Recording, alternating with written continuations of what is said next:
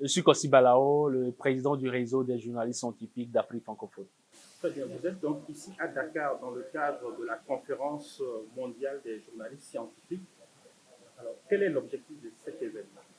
L'objectif de cette conférence est de rassembler les journalistes scientifiques francophones du monde entier, des pays africains, de la France, de la Suisse, du Québec, pour discuter d'une crise majeure, le climat, comment le journaliste scientifique peut faire face à l'urgence climatique, et aussi pour nouer des collaborations entre les confrères, des collaborations qui peuvent aboutir à des projets de reportage transfrontaliers sur le climat, qui est un sujet inquiétant, qui est un sujet majeur, qui est un sujet ou une crise qui touche toutes les sphères de la vie en société, que l'on parle de climatologie, d'adaptation au changement climatique, de biodiversité, de maladies émergentes ou maladies négligées, ou de santé.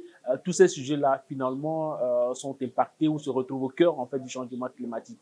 Alors, comment les journalistes scientifiques peuvent offrir un meilleur traitement de la crise climatique et comment nous pouvons également aider le public à avoir une meilleure compréhension de la gravité environnementale. C'est l'une des raisons pour lesquelles nous sommes à Dakar. Alors, Monsieur Balao, quand on parle de journalisme scientifique, que faut-il entendre?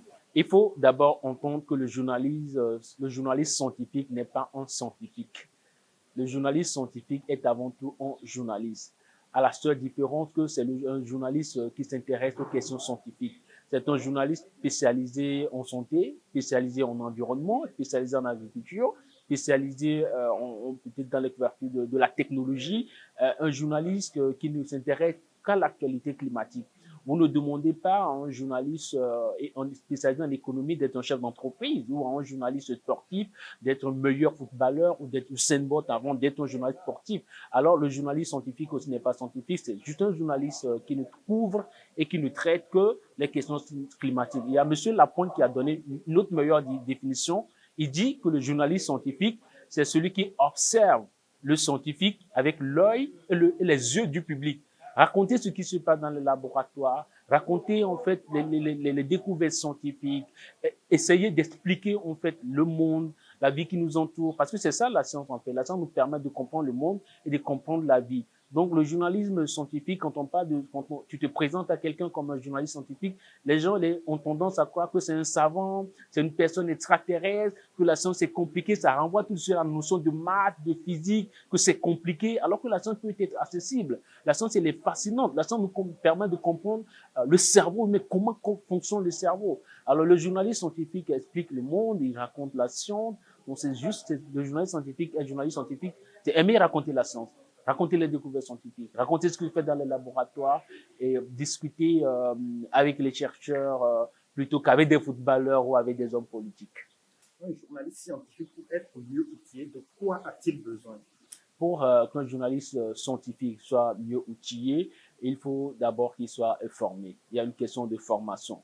Et il y a aussi une question de spécialisation. Le journaliste scientifique, ce n'est pas parce qu'on est journaliste scientifique qu'on peut bien couvrir les questions de maths ou de physique ou des eaux ou d'astrophysique ou de l'intelligence artificielle. C'est parce que la science, elle se construit.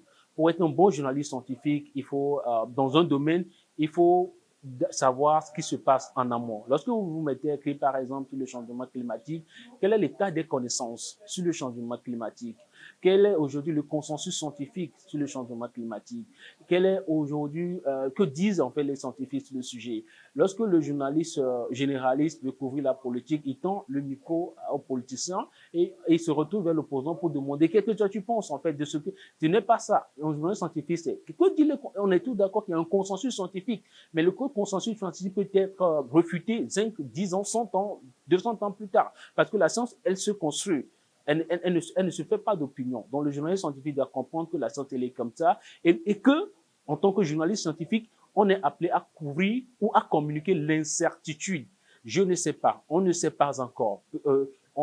La science estime pour le moment que ce n'est pas de dire que c'est ça et que c'est comme ça seulement. Il n'y a pas de vérité biblique en fait, puisque la science, elle se construit, elle évolue par itération. Donc la science, les vérités scientifiques peuvent être dignées 10 ans, 20 ans, 30 ans, 40 ans ou 1000 ans même plus tard. On a vu des années, on dit waouh, un problème mathématique vient d'être résolu après tel nombre d'années. Donc le journal scientifique aussi, c'est un journal qui sait en fait qu'il est appelé à communiquer l'incertitude. Mais une chose qui est très importante aussi pour le journaliste scientifique que j'aimerais soulever, c'est quoi? C'est que le journaliste scientifique aujourd'hui est appelé aussi à offrir au public, à aider le public à penser l'information. Ne pas s'arrêter seulement à la couverture de l'actualité factuelle, mais aider le public à penser l'information. Il y a eu une inondation. Est-ce qu'il y aura d'autres inondations? C'est quoi une inondation? Qu'est-ce qui a pu être à la base d'une inondation? Il y a eu la COVID-19. Est-ce qu'on aura encore de nouvelles pandémies? Mais c'est quoi? On prend le changement climatique comme crise majeure. C'est quoi une crise majeure? À quel moment parle-t-on de crise majeure? Est-ce qu'il faut se préparer à d'autres crises majeures?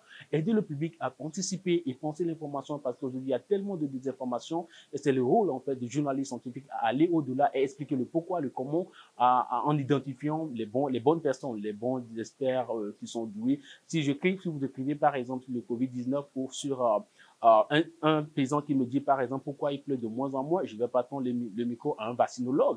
Je vais m'orienter vers un hydroclimatologue. Il faut identifier aussi dans un qui sont les bons experts, qui peut répondre à telle question. Donc, c'est un peu ça la mission ou le rôle du journaliste scientifique, mais il n'est pas un extraterrestre. Alors, Monsieur Balaro, vous disiez tantôt que le journaliste généraliste, quand il tend le micro à un homme politique, il va tendre le même micro à un opposant. En matière de journalisme scientifique, ce n'est pas le cas. Ça veut dire que le journaliste scientifique ne se soucie pas de ce qu'on appelle l'équilibre. Le journaliste scientifique se soucie de l'équilibre. Mais le journaliste scientifique n'est pas là pour opposer des vérités, mais il est là pour exposer en fait le travail du scientifique et aider le public à mieux comprendre ce qui se fait. Parce que dans la science, en fait, les scientifiques ont un jargon qui n'est pas le jargon commun, ils ont un jargon scientifique, mais le rôle du journaliste scientifique, c'est de traduire dans des mots simples, de faciliter en fait la compréhension de ce que disent en fait les scientifiques. Alors si vous posez la question de savoir est-ce que pourquoi le fait de l'équilibre. J'ai réalisé par exemple dans mon cas un papier sur l'envenimation en Afrique. J'ai tendu le micro à plusieurs en fait scientifiques. J'ai demandé par exemple à un expert, j'ai demandé à un médecin, je me suis soucié d'interroger ou d'interviewer une personne qui a été mordue. Et dans le papier, vous avez plusieurs analyses. Mais c'est juste de dire que le journaliste scientifique n'est pas là pour dire non, il a menti. Non, ce scientifique, on n'est pas d'accord avec lui parce que mais il se soucie également de l'équilibre des faits. Mais en ne mettant pas, le journaliste scientifique, ce n'est pas de prendre par exemple un climato-sceptique dans une émission et prendre quelqu'un qui est un climatologue et essayer de poser leur avis. C'est comme le font généralement les politiciens. Non, ce n'est pas ça.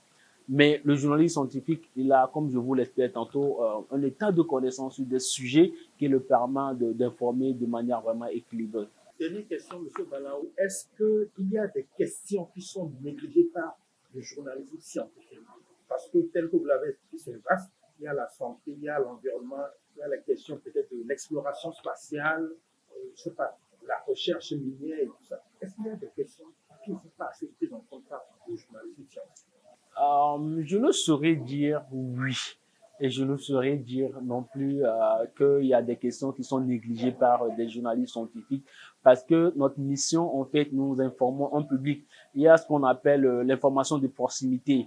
Et que moi, par exemple, au Togo, je ne vais pas courir le changement climatique de la même manière que quelqu'un qui est en France, quelqu'un qui vit en Asie, parce que nous ne sommes pas affectés de la même manière. Et quand moi, par exemple, pour les journalistes qui vont à la COP, il faut voir quels sont les engagements qui ont été pris par mon État, est-ce qu'ils l'ont respecté, quel est l'enjeu pour mon public, qu'est-ce qui affecte en fait les citoyens de mon pays. Donc, il y a ces questions, par exemple, je peux les couvrir, alors que l'autre à côté ne les couvre pas forcément. Mais je ne pense pas que la question soit de savoir est-ce que les questions sont, il y a des questions qui sont négligées, mais est-ce que la science elle est plutôt bien couverte par les journalistes? Est-ce que les journalistes couvrent assez la science? Est-ce que les journalistes offrent au public une meilleure compréhension des questions scientifiques? Est-ce que dans notre rédaction, finalement, on a des journalistes spécialisés en sciences ou on n'a que des journalistes qui, lorsqu'il y a peut-être des catastrophes naturelles, il y a de l'inondation, s'improvisent en fait journalistes connaisseurs de ces thématiques-là. Donc, les journalistes font un travail énorme et je dis, vous l'avez remarqué aussi qu'en période de la pandémie du Covid-19, les journalistes ont fait un excellent travail.